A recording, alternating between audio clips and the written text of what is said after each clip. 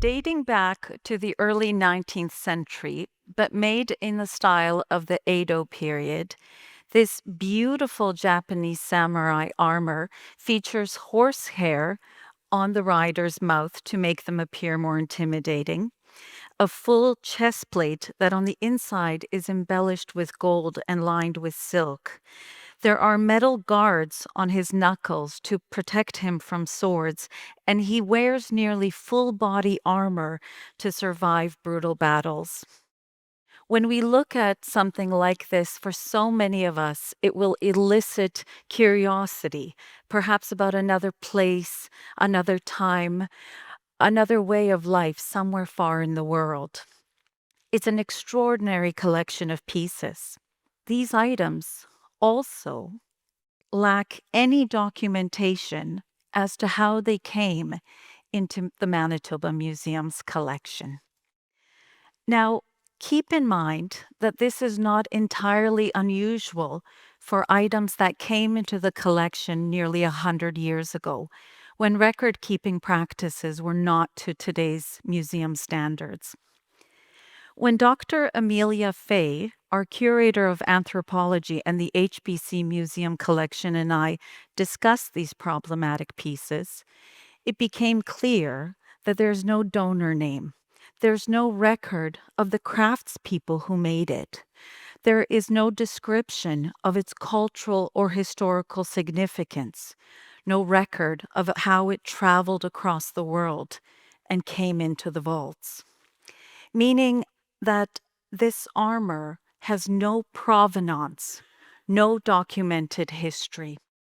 And all the records that I was able to review didn't provide any further information. Could it have been bought, exchanged, gifted, taken?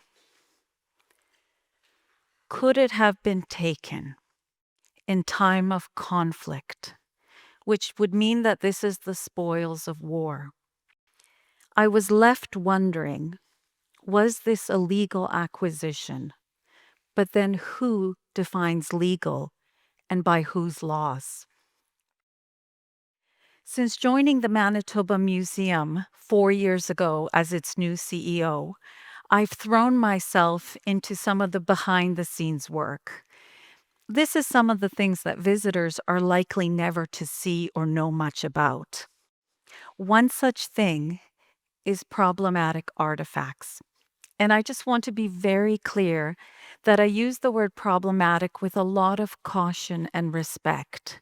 They're problematic because of how they were acquired, but not because of their existence or what they represent and celebrate.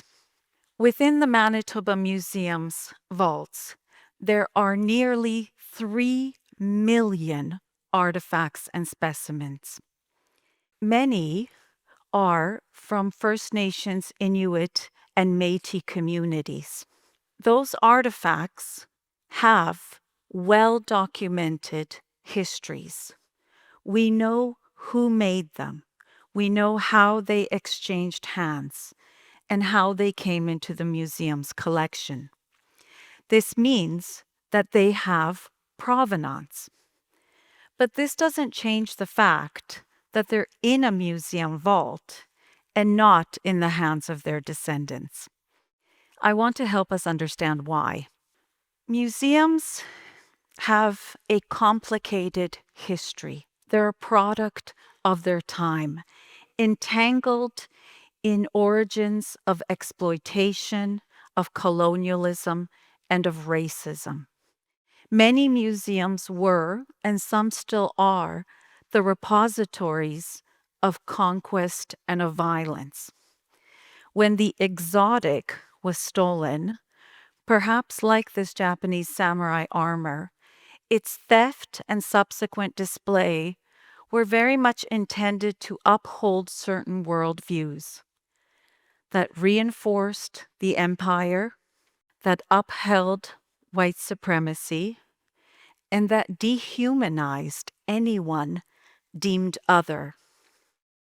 During the age of colonial expansion, and I would argue until today, Western powers didn't just take land and resources, they looted cultural treasures, irreplaceable artifacts, sacred and ceremonial objects.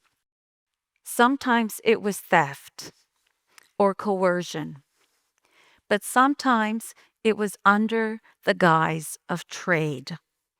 And let's remember that this was a highly exploitative trade that enriched one and impoverished the others. Colonizers believed that non European, non Christian peoples were less than human. So lands discovered by imperial powers were theirs by divine right. Museums were created to exhibit everything that was stolen.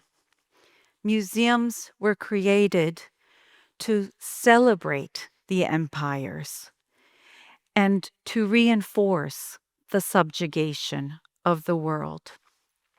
Museums also very intentionally displayed colonizers as civilized and as advanced, while showing non Western peoples as inferior and as primitive.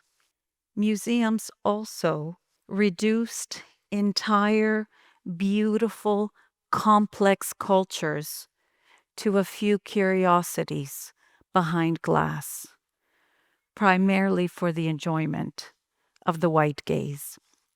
And while a lot has changed, the change hasn't gone far enough. Millions of artifacts remain far from their rightful homes. Descendant communities are still fighting to reclaim their cultural heritage and their histories. And museums are still profiting from these problematic collections. So, how do we change this? First, museums must give back all ceremonial, sacred, in fact, any items that should be with the First Nations, Inuit, and Métis communities from which they originated. But this needs to happen not just here, it must happen globally. Egyptian artifacts need to go back to Egypt. Nigerian artifacts must be returned to Nigeria. Museums have the responsibility and must incur all of the cost of finding descendant communities, looking at donor records, archives, historic maps, or listening to oral histories passed down by the peoples from which they stole. That is repatriation.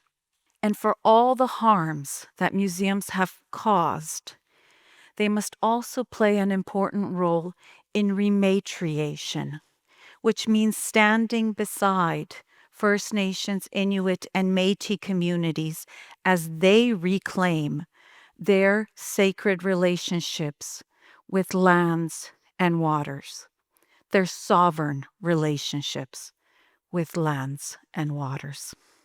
Next, we must share authority, no longer as owners, but as stewards, working in partnership with communities so that we can amplify the histories that have been systemically excluded and very deliberately silenced. Co-create, co-curate, co-author, and co-exhibit. And at the forefront of all museum work across the globe must be this: nothing about us without us. Museums amplify, but it is communities that tell the stories. And if we do all of this, here's what's possible. Imagine entering into museums that uphold justice, that make space for really uncomfortable truth, but in doing so, they honor our histories. Imagine museums that don't reduce First Nations, Inuit, and Métis peoples to the injustices and harms inflicted on them, but rather that celebrate Indigenous ingenuity and immense contributions to humanity, where Indigenous ways of knowing and being are valued and shared. And just imagine museums that collect with consent, that work with communities so that we can document their histories, so that those histories can become our teachers. I think it's possible, more than possible. In some museums, it has already started. And the change has come because of you, our visitors. Visitors are the ones coming in seeking truth. They're looking for missing stories. They're refusing to accept limited narratives. Visitors are courageously confronting the shameful chapters of our history, and they're directly calling on museums. Abandon your self-imposed idea of neutrality. Be allies in truth. Be allies in truth and reconciliation and in justice. I don't have a museological background. I haven't spent my career in the museum sector.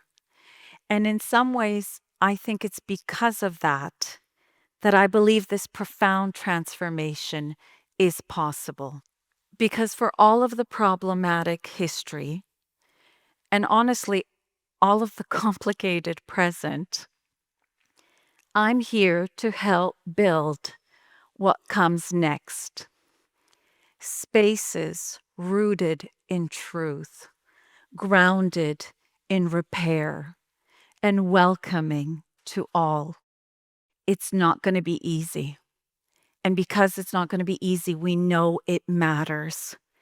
But the future of museums isn't written yet. So let's write it boldly, bravely, and together. Thank you.